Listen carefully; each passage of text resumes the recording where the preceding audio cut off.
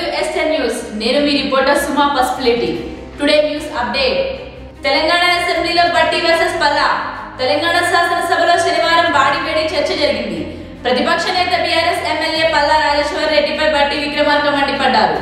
పల్లా రాజేశ్వర్ రెడ్డి ఆరోపణలపై ఉప ముఖ్యమంత్రి బట్టి విక్రమార్క స్పందిస్తూ విద్యా సంస్థలు నడుపుతున్న పల్లా రాజేశ్వర్ రెడ్డి ప్రభుత్వానికి మంచి సలహాలు ఇస్తారని ఆశించామని, ఆయన మాత్రం అర్థం లేని విమర్శలు చేస్తున్నారని అన్నారు.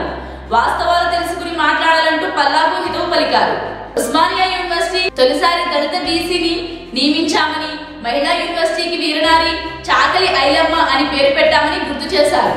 గత ప్రభుత్వంలో భాగస్వామి అయిన పల్లా రాజేశ్వర్ రెడ్డి ఏనాడైనా మహిళా యూనివర్సిటీపై స్పందించారా అని నిలదీశారు. విద్యాశాఖపై సమీక్ష జరపడానికి సీఎం రేవంత్ రెడ్డికి సమయం లేదు అని పల్లా చేసిన ఆరోపణలను బట్టి విక్రమార్క కొట్టిపారేశారు. విద్యాశాఖలో తమ ప్రభుత్వం భారీగా ఉద్యోగాలు కల్పించిందని చెప్పారు.